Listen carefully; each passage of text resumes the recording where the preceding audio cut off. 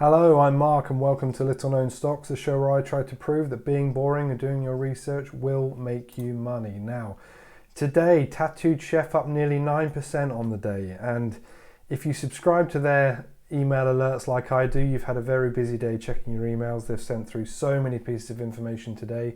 So let's go through it and see what they're all about. So some good news, some bad news, some neither here nor there news, but I think in total there's a lot to digest, so we'll go through bit by bit. So the first piece is actually a weird one.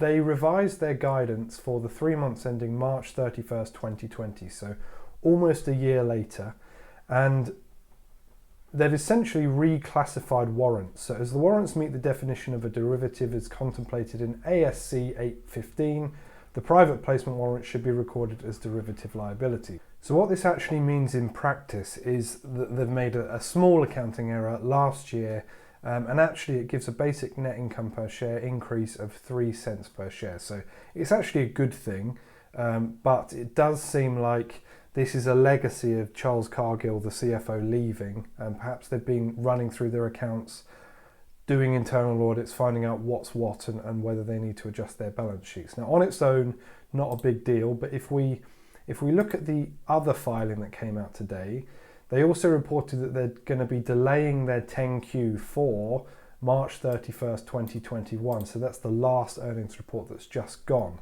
which is a concern because that means that these errors may be starting to impact the current earnings reports and potentially the projections that we've all been working towards. So we've got another report here. So the company issued a press release on May the 12th announcing financial results for the first quarter of 2021. Okay, fine. What they've basically done is the company determined that it should be reclassifying fulfillment costs from operating expenses to costs of goods sold. So what they've done is today they've re-released, they're going to redo their quarterly earnings, which is a concern. And overall, it doesn't really make a big impact. It's just moving things from one line to the other. But what it does do is it changes things materially in terms of some of the KPIs that they've been reporting and potentially a projection, which if it does impact their gross margin projections that they've been giving, they mentioned it on the call, that will be major. So what this means in practice is that they've reduced their expenses, okay, from 20.7 million to 13.8 million. Good. That would be good if it was on its own, but they've also had to reduce their gross profit by the same amount. So from 13.7 million to 6.8 million, which in one quarter is very significant. So gross margin was reduced from 26% to 12.9% in the first quarter of 2021, not even annually, first quarter. So that's taken a big chunk of their gross profit. And that doesn't exist anymore. So what I'm looking for in the future is justification for this. Why did it happen? What does it mean?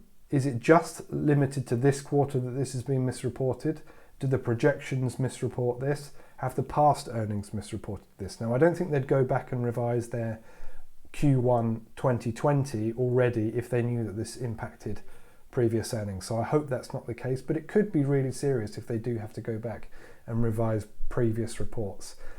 So with all that said, why is the stock up 9%? Well, I think Tattooed Chef have been pretty clever here and they've released some very nice news at the same time. So a couple of things. Firstly, Tattooed Chef launches vegetable products in Whole Food market stores nationwide. Now, Whole Foods, they previously had a number of retailers that sold some Tattooed Chef and private label product. But it was in a limited number of stores for the Tattooed Chef, certainly. I don't know about the private label. But this seems to be a nationwide deal for these two products. So they're not the most expensive products. So the $3.99 bag of vegetables, vegetable products. So not huge, but this is certainly a significant deal and a step forward in the expansion of retailers that we were looking to see. So they've been really smart in releasing that at the same time.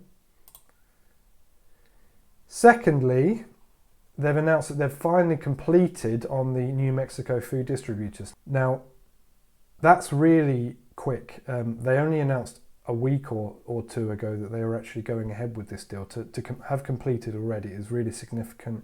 Remember, they said this company could add 200 million in sales to the top line over the next 2 to 3 years. So really good to see that deal going through, and for the same cash amount that was agreed previously. So that's two really good pieces of news today. Now, what do I think is going to happen to the stock price? Well, I think the obvious news is very good. The financial news behind it raises a lot more questions and is obviously much less good. So I think once people digest that financial news, maybe some of the institutions digest that, we may see this 9% increase pull back. Now, what does this do to my price target for Tattooed Chef? So I've taken some of the gross margin, and this is their projection that they gave us last time. I've used the revised numbers because they did revise their projection, particularly 2021. But I've used the projection that they've provided, and in it they heavily reference gross margin. So I've used the low estimate just to be safe, but they're still achieving 35% by 2026 gross margin. Now, if they are achieving above 20% in 2021, but we've just taken a duck and halved that number, what does that do for the next 4 to 5 years? And if that materially changes, that will materially change the price estimate for this stock. So that's something to really, really watch out for. So at the moment, 35% in 2026. They're looking to be comparable to the industry giants. My personal price prediction for them is around 2026 to have a market cap of somewhere in the region of 6 to 7 billion. So a price to sales ratio of around 5 to 6 going forward. That will be significantly higher than their competitors and the industry average, but they would still be growing at a much faster rate based on their own projections. So assuming they meet those projections, I think they could maybe double the price to sales ratio of those other companies. That gives me a price target by 2026 of around $85. So still very significant growth, but certainly this could be a setback. I'm still incredibly bullish on this stock, don't worry about that, but this is a bit of concerning news. So hopefully they get it all sorted and they give us some clarification very soon. I will be contacting them via email to see whether they can explain it further. Hopefully they'll come back to me very quickly and understand the issue a bit more. If you enjoyed the video, please like and subscribe. It really helps the channel out. And otherwise, have a good day.